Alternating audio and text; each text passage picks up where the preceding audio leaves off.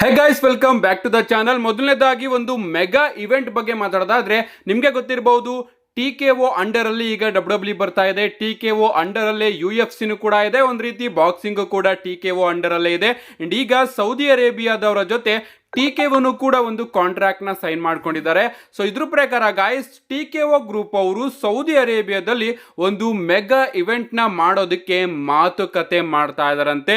ಈ ಒಂದು mega event ಯಾವ ರೀತಿ ಇರುತ್ತೆ ಅಂದ್ರೆ, ನಮಗೆ ಸೌದಿ ಅರೇಬಿಯಾದಲ್ಲಿ ಒಂದು ಪ್ರೀಮಿಯಂ ಲೈವ್ ಇವೆಂಟ್ ನೋಡೋದಕ್ಕೆ ಸಿಗಬಹುದು. ಅಂಡ್ ಆ ಒಂದೇ ಇವೆಂಟ್ ಅಲ್ಲಿ WWE ಮ್ಯಾಚು, UFC ಮ್ಯಾಚು ಹಾಗೆ ಬಾಕ್ಸಿಂಗ್ ಮ್ಯಾಚ್ ಕೂಡ ನೋಡೋದಕ್ಕೆ ಸಿಗಬಹುದು. ಈ ಮೂರು ಮ್ಯಾಚಸ್ ಗಳನ್ನು ಕೂಡ TKO ಅವರು ಆ ಒಂದೇ ಇವೆಂಟ್ ಅಲ್ಲಿ ಮಾಡಿಸಬಹುದು. ಈ ರೀತಿ ಅಪ್ಡೇಟ್ ಗಳು ಬರ್ತಾ ಇದೆ. ಅಂಡ್ ಈ ಒಂದು ಇವೆಂಟ್ ನಮಗೆ ಸೌದಿ ಅರೇಬಿಯಾದಲ್ಲೇ ನೋಡೋದಕ್ಕೆ ಸಿಗುತ್ತೆ. ಯಾಕಂದ್ರೆ ಸೌದಿ ಅರೇಬಿಯಾದವರೇ TKO ಅವರಿಗೆ ಅಷ್ಟೊಂದು ದುಡ್ಡನ್ನ ಕೊಟ್ಟು ಈ ರೀತಿ ಒಂದು ಇವೆಂಟ್ ನ ಮಾಡಿಸೋದಕ್ಕೆ ಸಾಧ್ಯ ಆಗೋದು. ಸೊ ಆದಷ್ಟು ಬೇಗ ಈ ಟಾಕ್ಸ್ ಎಲ್ಲದೂ ಕೂಡ ಮುಗಿದ್ರೆ ನಮಗೆ ಸೌದಿ ಅರೇಬಿಯಾದಲ್ಲಿ UFC ಬಾಕ್ಸಿಂಗ್ ಹಾಗೆ WWE mixed premium live event ನೋಡೋದಕ್ಕೆ ಸಿಗಬಹುದು. ಅಂದ್ರೆ WWE ಕೆಲವೊಂದಷ್ಟು ಮ್ಯಾಚಸ್ಗಳು, UFC ಕೆಲವೊಂದಷ್ಟು ಮ್ಯಾಚಸ್ಗಳು ಹಾಗೆ ಬಾಕ್ಸಿಂಗ್ ನ ಕೆಲವೊಂದಷ್ಟು ಮ್ಯಾಚಸ್ಗಳು ಕೂಡ ನಮಗೆ ನೋಡೋದಕ್ಕೆ ಸಿಗಬಹುದು ಒಂದೇ ಪ್ರೀಮಿಯಂ ಲೈವ್ ಇವೆಂಟ್ ಅಲ್ಲಿ. ಹಂಗಂದ್ರೆ ಎಲ್ಲರಿಗೂ ಕೂಡ ಸಿಕ್ಕಾಪಟ್ಟೆ ಪ್ರಾಫಿಟ್ ಆಗುತ್ತೆ. ಬಾಕ್ಸಿಂಗ್ ಹಾಗೆ UFC ಫ್ಯಾನ್ಸ್ ಗಳು ಕೂಡ WWE ಗೆ ಬಂದು WWE ಮ್ಯಾಚಸ್ ನ ನೋಡಿ WWE ಫ್ಯಾನ್ಸ್ ಆಗೋ ಎಲ್ಲಾ ಚಾನ್ಸಸ್ ಗಳು ಕೂಡ ಕಾಣಿಸ್ತಾ ಇದೆ. ನಿಮ್ಗೆ ಅನಿಸುತ್ತೆ ನೀವು ಎಷ್ಟು ಎಕ್ಸೈಟೆಡ್ ಆಗಿದ್ದೀರಾ ಈ ರೀತಿಯ ಒಂದು ಪ್ರೀಮಿಯಂ ಲೈವ್ ಇವೆಂಟ್ ನ ನೋಡೋದಕ್ಕೆ? ನಿಮ್ಮ ಅನಿಸಿಕೆನ ಕಮೆಂಟ್ ಮಾಡಿ. ನೆಕ್ಸ್ಟ್ ಅಪ್ಡೇಟ್ ಕಡೆ ಬರೋದಾದ್ರೆ ಇದಿರ್ತಕ್ಕಂಥದ್ದು ನಮ್ಮ ನಯೋಮಿ ಅವರ ಬಗ್ಗೆ. ನಿಮಗೆ ಗೊತ್ತಿರಬಹುದು, ನಮ್ಮ ನಯೋಮಿ ಅವರೇ ಅಫಿಷಿಯಲ್ ಆಗಿ ಜೇಡ್ ಕಾರ್ಗಿಲ್ ಅವರ ಮೇಲೆ ಅಟ್ಯಾಕ್ ಮಾಡಿದ್ದು ಅಂತ WWE ಅವರು ರಿವೀಲ್ ಮಾಡಿದ್ದಾರೆ.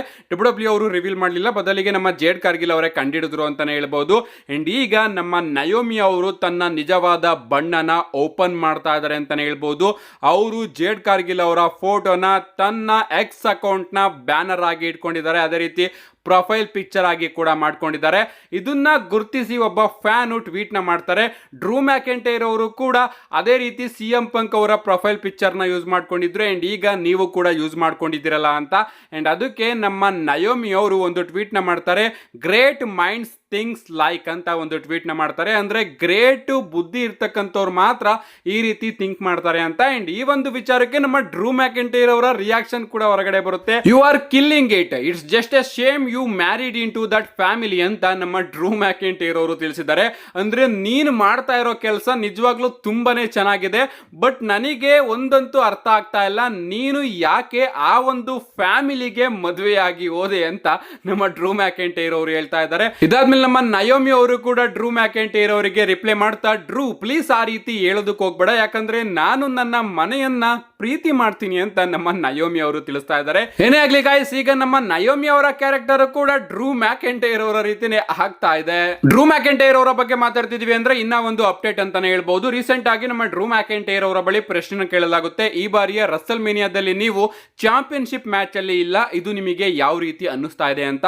ಅಂಡ್ ಅದಕ್ಕೆ ನಮ್ಮ ಡ್ರೂ ಮ್ಯಾಕೆಂಟೈರ್ ಅವರು ಹೇಳ್ತಾರೆ, ಕಳೆದ ವರ್ಷ ನಾನು ಚಾಂಪಿಯನ್ಶಿಪ್ ಮ್ಯಾಚ್ ಅಲ್ಲಿ ಇದ್ದೆ. ಅಂಡ್ ಕಳೆದ ವರ್ಷ ನಾನು ನನ್ನ ಇಡೀ ವರ್ಷದಲ್ಲಿ 90% ನ ಸಿಎಂ ಪಂಕ್ ಅನ್ಕೊಂಡೆ ಹಾಳು ಮಾಡಿದೆ ಅಂತಾನೆ ಹೇಳ್ಬಹುದು. ಏನು ಮಾಡೋದಿಕ್ಕೆ ಆಗೋದಿಲ್ಲ, ಈ ಬಾರಿ ನಾನು ಚಾಂಪಿಯನ್ಶಿಪ್ ಮ್ಯಾಚ್ ಅಲ್ಲಿ ಇಲ್ಲ. ಅಫ್ಕೋರ್ಸ್ ಅದು ನನಗೆ ಚೂರು ಕೂಡ ಇಷ್ಟ ಆಗ್ತಾ ಇಲ್ಲ, ಆದ್ರೂ ಕೂಡ ನಾನು ಈ ಬಾರಿಯ ರಸಲ್ ಮೇನಿಯಾದಲ್ಲಿ ಒಂದು ಬೆಸ್ಟ್ ಮ್ಯಾಚ್ ನ ಕೊಡ್ತೀನಿ, ಒಂದು ಬೆಸ್ಟ್ ಫ್ಯೂಡ್ ನ ಕೊಡ್ತೀನಿ ಈ ಬಾರಿಯ ರಸಲ್ ಮೇನಿಯಾದಲ್ಲಿ.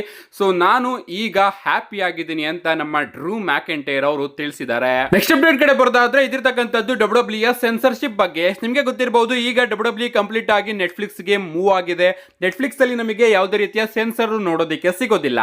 ಆದ್ರೂ ಕೂಡ ಮಂಡೇ ನೈಟ್ ರಾ ಅಲ್ಲಿ WWE ಅವರು ಮೇನ್ ಇವೆಂಟ್ ಮ್ಯಾಚ್ ನಡಿಬೇಕಾದ್ರೆ ನಮ್ಮ CM ಪಂಕ್ ಹಾಗೆ ಸತ್ ಫ್ರೀಕಿನ್ ರಾಲೆನ್ಸ್ ಅವರು ಮಿಡಲ್ ಫಿಂಗರ್ ನ ತೋರಿಸಿದಾಗ WWE ಅವರು ಆ ಒಂದು ವಿಚಾರನ ಸೆನ್ಸರ್ ಮಾಡಿದ್ರು. ಅಂಡ್ ಈಗ ಅಪ್ಡೇಟ್ ಗಳು ಬರ್ತಿರೋ ಪ್ರಕಾರ ನೆಟ್ಫ್ಲಿಕ್ಸ್ ಅವರು ಆ ಒಂದು ವಿಚಾರನ sensor ಮಾಡ್ಲಿಲ್ವಂತೆ.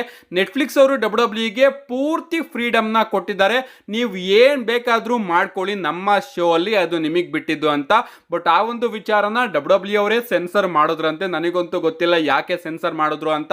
I think WWE ring mat ಅಲ್ಲಿ ಸ್ಪಾನ್ಸರ್ಶಿಪ್ ಗಳಿದಾವಲ್ಲ, ಅದಕ್ಕೋಸ್ಕರ ಅವರು ಸೆನ್ಸರ್ ಮಾಡಿದ್ದಾರೆ ಅಂತ ಅನ್ಕೋತೀನಿ.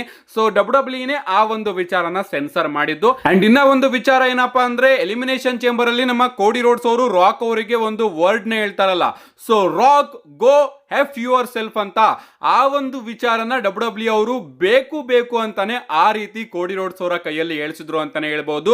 ಲಿಟ್ರಲಿ ಆ ಒಂದು ವರ್ಡ್ ನಮ್ಮ ಕೋಡಿ ರೋಡ್ಸ್ ಅವರು ರಾಕ್ ಅವರಿಗೆ ಹೇಳಿದಾಗ ಎಲ್ಲರೂ ಕೂಡ ಸಿಕ್ಕಾಪಟ್ಟೆ ಶಾಕ್ ಆಗ್ತಾರೆ ಅಂಡ್ ಅಷ್ಟು ಅದ್ಭುತವಾದ ರಿಯಾಕ್ಷನ್ ಕ್ರೌಡ್ ಕಡೆಯಿಂದ ನೋಡೋದಕ್ಕೆ ಸಿಗುತ್ತೆ. ನನಗೂ ಕೂಡ ಏನ್ ಗುರು ಈ ರೀತಿ ವರ್ಡ್ ನ ನಮ್ಮ ಕೋಡಿ ರೋಡ್ಸ್ ಅವರು ಫೈನಲ್ ಬಾಸ್ ರಾಕ್ ಅವರಿಗೆ ಹೇಳ್ತಾ ಇದಾರಲ್ಲ ಅಂತ ಅನ್ಕೋಬಿಟ್ಟೆ. ಅಂಡ್ ಈಗ ಅಪ್ಡೇಟ್ಗಳು ಬರ್ತಿರೋ ಪ್ರಕಾರ ಡಬ್ಲ್ಯೂ ಅವರು ಆ ಒಂದು ವರ್ಡ್ ನ ಮರ್ಚೆಂಡೈಸ್ ನ ಲಾಂಚ್ ಮಾಡ್ತಾ ಇದ್ರಂತೆ. ಸೊ ಕೆಲವೊಂದಷ್ಟು ಕೋಡಿ ರೋಡ್ಸ್ ಅವರ ಡಿಸೈನ್ ಇರತಕ್ಕಂತಹ ಮರ್ಚೆಂಡೈಸ್ ಗಳು ಕೂಡ ನೋಡೋದಕ್ಕೆ ಸಿಗಬಹುದು. Rock go F your self ಅನ್ನೋ ಒಂದು ಮರ್ಚೆಂಡೈಸ್ ಗಳು ಆದಷ್ಟು ಬೇಗ ನಮಗೆ ನೋಡೋದಕ್ಕೆ ಸಿಗಬಹುದು. ಸೊ ಮರ್ಚೆಂಡೈಸ್ ಗಳಿಗೋಸ್ಕರನೇ ನಮ್ಮ ಡಬ್ಲ್ಯೂ ಅವರು ಕೋಡಿ ರೋಡ್ಸ್ ಅವರ ಕೈಯಲ್ಲಿ ಆ ರೀತಿ ಒಂದು ಶಬ್ದನ ಹೇಳ್ಸಿದ್ರಂತೆ. ನೆಕ್ಸ್ಟ್ ಅಂಡ್ ಫೈನಲ್ ಅಪ್ಡೇಟ್ ಕಡೆ ಬರೋದಾದ್ರೆ ಇದಿರ್ತಕ್ಕಂಥದ್ದು ನಮ್ಮ ಬೀಶ್ ಬ್ರಾಕ್ ಲೆಸ್ನರ್ ಅವರ ಬಗ್ಗೆ. ನಿಮಗೆ ಗೊತ್ತಿರಬಹುದು ನಮ್ಮ ಬ್ರಾಕ್ ಲೆಸ್ನರ್ ಅವರ ಪರಿಸ್ಥಿತಿ ಈಗ ಡಬ್ಲ್ಯೂ ಅಲ್ಲಿ ಯಾವ ರೀತಿ ನೋಡೋದಕ್ಕೆ ಸಿಗ್ತಾ ಇದೆ ಅಂತ. ಡಬ್ಲ್ಯೂ ಅವರಂತೂ ಈಸಿಯಾಗಿ ನಮ್ಮ ಬ್ರಾಕ್ ಲೆಸ್ನರ್ ಅವರ ನೇಮ್ ನ ಮೆನ್ಷನ್ ಮಾಡ್ತಾ ಇದ್ದಾರೆ, ಯೂಟ್ಯೂಬ್ ಚಾನಲ್ ಗಳಲ್ಲಿ ಅವರ ವಿಡಿಯೋನ ಅಪ್ಲೋಡ್ ಮಾಡ್ತಾ ಇದ್ದಾರೆ. ಸೊ ಡಬ್ಲ್ಯೂ ಅವರು ತೋರಿಸ್ಕೊತಾ ಇದ್ದಾರೆ ನಾವು ಕಂಪ್ಲೀಟ್ ಆಗಿ ಕ್ಲಿಯರ್ ಆಗಿದೀವಿ ಅಂತ. ಬಟ್ ನಮ್ಮ ಬ್ರಾಕ್ ಲೆಸ್ನರ್ ಹಾಗೆ ವಿನ್ಸ್ ಮಿಕ್ಮೆನ್ ಅವರ ಕೇಸು ಕಂಪ್ಲೀಟ್ ಆಗಿ ಕ್ಲಿಯರ್ ಆಗೋ ತನಕ ಬ್ರಾಕ್ ಲೆಸ್ನರ್ ಅವರ ರಿಟರ್ನ್ ಡಬ್ಲ್ಯೂ ಅಲ್ಲಿ ನೋಡೋದಕ್ಕೆ ಸಿಗೋದಿಲ್ಲ ಅನ್ಕೋತೀನಿ. ಅಂಡ್ ಆದಷ್ಟು ಬೇಗ ನಮ್ಮ ಬ್ರಾಕ್ ಲೆಸ್ನರ್ ಅವರ ಕೇಸು ಕ್ಲಿಯರ್ ಆಗುತ್ತೆ ಅಂತಾನೂ ಕೂಡ ನನಗೆ ಅನ್ನಿಸ್ತಾ ಇದೆ. ರೀಸೆಂಟ್ ಆಗಿ ನಮ್ಮ ಬ್ರಾಕ್ ಲೆಸ್ನರ್ ಅವರು ಮತ್ತೊಮ್ಮೆ ಸ್ಪಾಟ್ ಆಗಿದ್ದಾರೆ ಅಂತಾನೆ ಹೇಳ್ಬಹುದು. ನೀವು ಇಲ್ಲಿ ನೋಡ್ತಾ ಇರಬಹುದು ಬ್ರಾಕ್ ಲೆಸ್ನರ್ ಅವರ ಲೇಟೆಸ್ಟ್ ಫೋಟೋನ. ಸಿಕ್ಕಾಪಟ್ಟೆ ಚೆನ್ನಾಗಿ ಕಾಣಿಸ್ತಾ ಇದ್ದಾರೆ. ಅಫ್ಕೋರ್ಸ್ ಇದ್ದೇ ಇರ್ತಾರೆ, ತನ್ನ ಬಾಡಿನ ಮೇಂಟೈನ್ ಮಾಡ್ಕೊಂಡು ಇದ್ದೇ ಇರ್ತಾರೆ. ಸೊ ಆದಷ್ಟು ಬೇಗ ಈ ಒಂದು ಕೇಸಿಂದ ಹೊರಗಡೆ ಬರಲಿ, ನಮ್ಮ ಬ್ರಾಕ್ ಲೆಸ್ನರ್ ಅವರು ನಮಗೆ ನೋಡೋದಕ್ಕೆ ಸಿಗ್ಲಿ ಅಂತ ಕಾಯ್ತಾ ಇದ್ದೀನಿ. ಯಾಕಂದ್ರೆ ರಸಲ್ ಮೇನಿಯಾ ಸೀಸನ್ ಅಲ್ಲಿ ನಾನಂತೂ ಡಬ್ಲ್ಯೂ ಅವರು ಎಷ್ಟೇ ಅನ್ಪ್ರೆಡಿಕ್ಟಬಿಲಿಟಿ ಎಷ್ಟೇ ದೊಡ್ಡದಾಗಿ ಬುಕ್ ಮಾಡಿದ್ರು ಕೂಡ ಬ್ರಾಕ್ ಲೆಸ್ನರ್ ಅವರು ರಸಲ್ ಮೇನಿಯಾಗೆ ಬಂದ್ರೆ ಅದರ ಲೆವೆಲ್ ಇನ್ನೂ ಕೂಡ ಜಾಸ್ತಿ ಆಗುತ್ತೆ. ಇದನ್ನ ನೀವೆಲ್ಲರೂ ಕೂಡ ಒಪ್ಕೊಳ್ಳೇಬೇಕು. ಸೊ ಆದಷ್ಟು ಬೇಗ ನಮ್ಮ ಬ್ರಾಕ್ ಲೆಸ್ನರ್ ಅವರು ರಿಟರ್ನ್ ಆಗಲಿ ಅಂತ ಕೇಳ್ಕೊಳ್ಳೋಣ. ಇಷ್ಟು ಇವತ್ತಿನ ವಿಡಿಯೋ. ಸ್ಮ್ಯಾಕ್ ಡೌನ್ ಯಾರು ಕೂಡ ಮಿಸ್ ಮಾಡ್ಕೋಬೇಡಿ. ಇವತ್ತು ರಾತ್ರಿ 12 ಲೈವ್ ಆಗಿ ನೋಡೋದಕ್ಕೆ ಸಿಗುತ್ತೆ. See you guys in my next video.